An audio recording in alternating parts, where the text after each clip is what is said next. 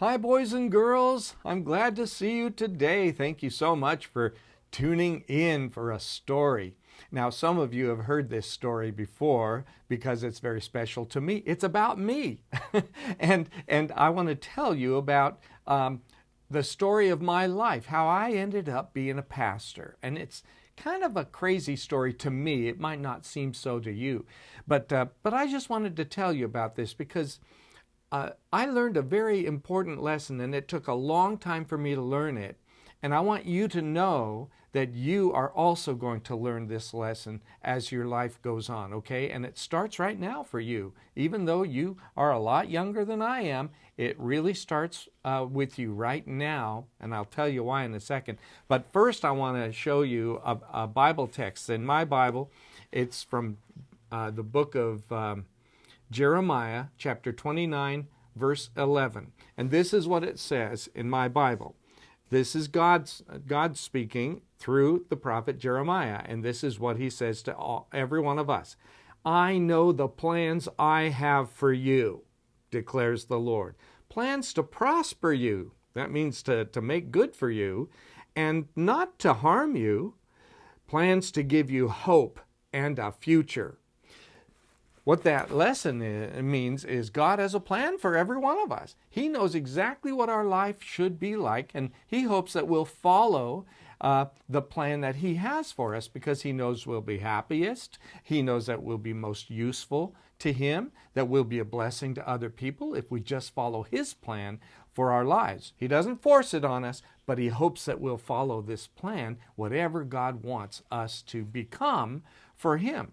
All right, so when I was about 10 or 11, I learned this verse, and I looked at my big brothers and my sister, and they were making plans for their lives because I was the baby of 6. I was the youngest of 6 kids in my family. And they were all saying, well, I want to be a nurse, or I want to be a mechanic, or I want to be a chiropractor, or I want to be a minister, or, and they were all saying what they wanted to be when they grew up. And I said to myself, I have no idea what I want to be when I grow up. What am I going to be? I don't know. And so it was kind of discouraging at times when I would hear them talking about all the plans that they were making for what they wanted to do in their lives when they grew up. And I had no idea. The closest I got to it was I thought I'd be an animal doctor, a veterinarian. Because I liked my dogs so much, and I just enjoyed horses and other animals like that. Probably you do too. So that was the best I could do, but I wasn't sure I could become a veterinarian. So anyway, I just went through my teenage years wondering what in the world I was going to do. Well, when I was 10 or 11, we'll back up a little bit, I went to Pathfinders. And if you don't know what Pathfinders is, that's a club for boys and girls. It's sort of like the Boy Scouts and the Girl Scouts, but we have just a club for boys and girls together that we call Pathfinders. And our church isn't running one right now, but in our valley, our sister church over in East Wenatchee has one. And you could join it if you wanted to. You have to be old enough, maybe 10 years old. And I'm not sure if we have an adventurers club. That's for younger kids. But anyway, so I belong to a Pathfinder club in Anaheim, right by Disneyland is where we lived in that area. So we went to the Anaheim church, and they had a Pathfinder club. And they did all kinds of fun stuff. We learned, we had classes, and we learned how to march, and we did a whole lot of things. We went out and did community services, helped people in the town. We collected canned goods, food to give to the poor people in the town, and did a lot of good things. But we had a lot of fun too. And one of the things that we did was we were going to raise money for our club, and the way that we did it was to sell candy. And so each one of us was given a box. Maybe this has happened for you at school. And we were given a box, and in the box there were these containers. Well, no, actually, we sold Heath Toffee bars. They were like candy bars, but they were really special ones. And we sold them for $1 each. Now this was 50 something years ago. So $1 was a lot of money for people. Now, I don't know, they're selling them for $7 or $8 a piece, aren't they? But anyway, so $1 a piece for these candy bars. And I would have to go from door to door to door to raise money. Well, why would we want to do that? I mean, would there be anything in it for us if we sold a certain number of candy bars, you know? And so they made it interesting by having a prize if we would sell enough. Whoever sold the most was going to get to go to camp for 1 week at our local summer camp. And that, for us down there in Southern California, it was called Pine Springs Ranch. And Pine Springs Ranch was the place where my big brother was working already. He was the horsemanship director, and later he was the nature director. And he was doing a lot of things. He was a counselor at the camp. And so I wanted to go to Pine Springs Ranch for a week of camp, because back then, a week of camp cost $25. Now, I know that a week of camp now costs somewhere around $350. That's a whole lot more. But remember, this was 55 years ago or so, and so $25 was still very expensive because people didn't make as much as they make now. So everything kind of evened out that way. My parents didn't have that kind of money to send me to camp for $25.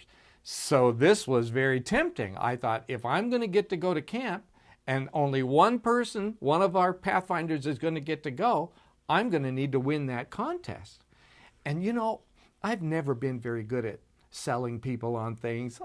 People just say no to me all the time. I ask them for a favor and they say, nope, not going to do it. Can't do it. Sorry.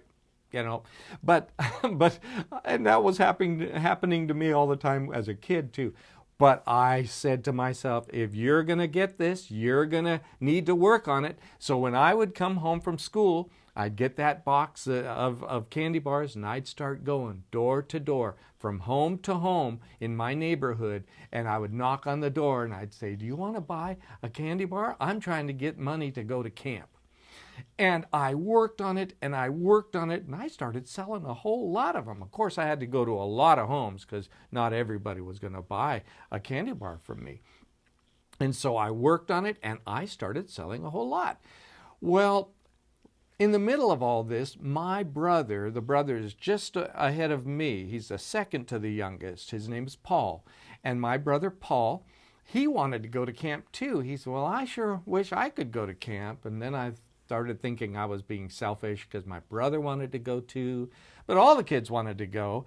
So I kept working and my brother tried to work really hard, but his schedule was kind of more difficult and he didn't get to go out after school as much, but he started working on it and he was selling some, but he wasn't selling as many as I was. And so when we'd come back to our club meeting each week, they would have us report how many candy bars did you sell, and we would secretly write the number down and give it to the director, and the director would just keep track of it privately so nobody knew how many candy bars everyone else sold. And so it was going to be a secret, and then they were going to announce the winner at the very end of the fundraising campaign, right? So each week we would report how many we had sold. Now my brother and I, we knew how many we had sold. We told each other how many. And in the end, I knew I had sold 125 candy bars. And I had this idea from just talking with the other kids who were keeping it secret. I had this idea that I had sold more than anyone else, but I wasn't sure. My brother had sold 75. And that wasn't as many as 125, and then I started feeling bad for him. So do you know what I did? I kept selling more and more candy bars, and I let him take credit for it. And so I sold 50 more.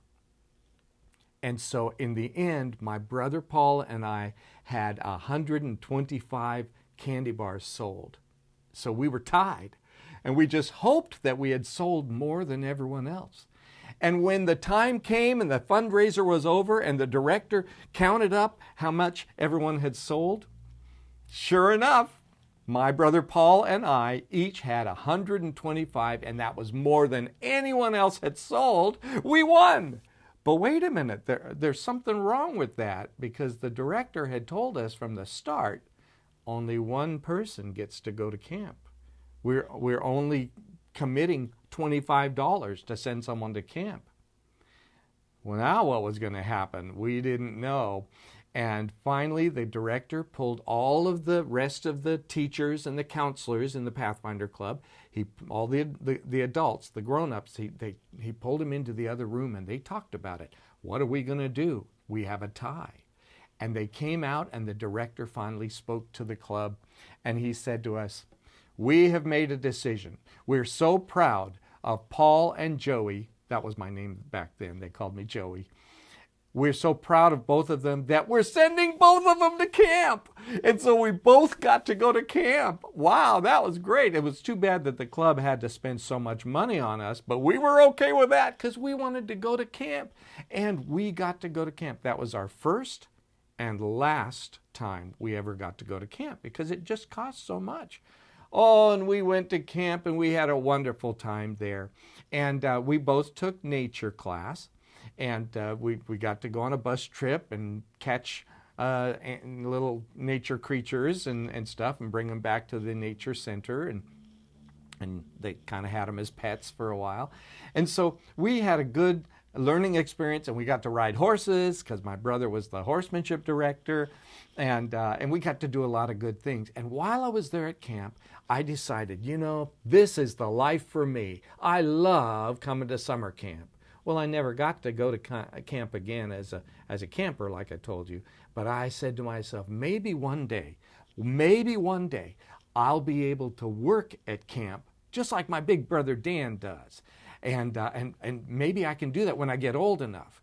And I was like 10 or 11 then. And so I knew that it would take a few years before I was old enough. But sure enough, when I was 17, actually when I was 16, I got a little 3-week job over at a different camp, Camp Cedar Falls, and I just worked a little while there for part of a summer. But the next year, when I was 17 years old, I got a job working at our summer camp at Pine Springs Ranch, the same camp I had gone to as a kid. And I enjoyed 6 summers in a row working there at summer camp. And I got to be a lifeguard. I got to be a counselor, and I got to help out in other things. I got to play my music at camp, and we had quartets. I got to play in the camp band. I learned how to play the cornet. It's a little trumpet, and I got to play that. And that's where during college, I got to meet my wife-to-be, right? And she played the clarinet in the camp band because she decided to work at camp too. And then we were counselors, and eventually we were boys and girls directors. We were the directors for all the boys, that was me, and all the girls, that was my wife Julie. And we just enjoyed our time at camp. But what was I going to be when I finished working at camp, when I graduated college? I still wasn't sure when I was just starting out at college. What will I do? I decided that I loved working at camp. It was so fun, and it just really was enjoyable working with boys and girls and helping them to learn about Jesus. I just loved doing that, and loved having fun with them and seeing them grow and seeing them learn things. And I decided I want to work at camp forever. That's what I want to do. And so I started looking into that, and I asked about it, and I said, to my big brother, do you think I could ever work at, being a camp director, being in charge of a camp? Because that's all that, you can do if you're going to work forever at a camp, I guess. And he said, well, sure, you could, but, Joe, you're going to have to be a minister if you're going to direct one of our camps. That's the rule. Now, it's not the rule anymore these days. There are a lot of people who aren't ministers who are still running our summer camps, but many of those who are directors of summer camps are ministers. And back then, you pretty much had to be a minister if you were going to be running a summer camp. Well, I didn't want to be a minister. I'll tell you right now. I wasn't sure what I thought of pastors. They seemed a little strange to me. And so I wasn't too excited about that. But you know, I thought about it. If being a pastor means that one day I can be a summer camp director, I think I'll do it. I can put up with being a pastor for a few years before they decide that I've been around long enough that they can trust me to be a youth director or a summer camp director. And so I went for it. And I fell in love with Jesus more and more. And I studied about being a pastor, and I studied the Bible more, and I learned and I learned, and I graduated, and I became a pastor. And then I wondered how long it would be now that I was a pastor and I was working in a church and I was doing kind of what I do now. And how long would it be before someone would decide to ask me to be a summer camp director, you know? And I worked and I worked and I worked and I worked. And actually, it was something that came pretty easy for me. I enjoyed being a pastor. But that's not what I really wanted to do. I wanted to run a summer camp, right? And so I kept hoping and praying, and I kept saying to the Lord, Lord, I asked you to lead my life, to help me see your plan for me, but you know how I feel about being a summer camp director. Could I do that? And 1 year went by, and 2 years went by, and 4 years went by, and 7 years went by as I was a pastor, and nobody asked me to be a summer camp director. In fact, at that time, one of my friends, Steve was his name, he was the summer camp director. And I was waiting for him to move to another job somewhere so I could be the summer camp director. And he just wouldn't leave. He didn't have any reason to leave, and he was doing a great job as the summer camp director. And so I got a little discouraged. And then I was asked if I would be a pastor along with another pastor at a church, like be a part of a team of pastors at a church, and I could be in charge of family ministries. That means I could help be the pastor for all the kids and all the way up to the college-age students, and then I could help at the church too. And so I decided by then that I was comfortable working with grown-ups as well as with kids, and so I took that job. And then, let's see, I did that for just a few years, and then they were asked me to come up to this church. This was a long time ago, in like 1992.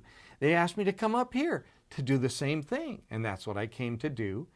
And only a few months later, they needed a senior pastor, so they asked me to do that. And I was here for 7 years, but by then I had been a pastor for 20 years, and then I got a knock on my door. Well, it was an email. Hey, are you interested in being a youth director? And I took the job, and I got to be a youth director for 3 summers. For 3 years, you know, the youth director did more than just run the camp. I had other jobs too, and I got to do that. But after 3 years, I went back into pastoring. The Lord just led me that way, only for a short time. I enjoyed it a lot, but pastoring was always fun for me too. So I went back to pastoring, and now I'm back here at this church pastoring. And God just took me on this long journey. And I didn't tell you all the stops along the way, that all the decisions I had to make to go this way and that way and change my direction. And He took me all over the place before He finally let me do what I always wanted to do. But in the process, I learned that I could enjoy wherever God put me. And I found joy in being a pastor, the one thing I never wanted to do. God takes care of us if we give our plans to Him. If we say to Him, Lord, this is what I would like to do, but I want to do what you want me to do because you know what will make me most happy. Sometimes I think things will make me happy and they might not make me happy. But you know where I can be of the most use. You know where I can bless people the most. And so God put me exactly where you want me to be. And so today, even though you're a lot younger than I was when I, ended up working for the church, working as a pastor and a youth director, now's the time when you can ask God to start preparing you for that. Because had I not gotten to go to camp that one time, maybe I never would have followed the path to being a youth director or being a pastor at all. Maybe I'd have been doing something totally different and not having as much joy in my life as God knew that I could have. So listen to God. Always give Him your plans and ask Him if He will bless them or change your heart and lead you another way. And then listen. Pray and listen and watch for whatever opportunities God gives you so that you'll know the way to go. And don't be surprised if He takes you this way and that way and that way and that way on His way to giving you exactly what He wants you to have. All right? All right, well, that's my story for you today. Why don't we close with a word of prayer, okay? Thank you, Father, for taking care of us like you do. And we've been reminded that you have a plan for every single one of us. Help us to always pray that you would be the guide, you would be the decider of the direction of our lives. And we know that we're never too young for you to start preparing us for the way that you want us to go. Thank you for loving us that much that you want to be involved in our lives and help us through. And we thank you and pray this in Jesus' name. Amen. Well, thank you guys for joining me. Have a great rest of the day, and I hope to see you at Sabbath School. Bye-bye.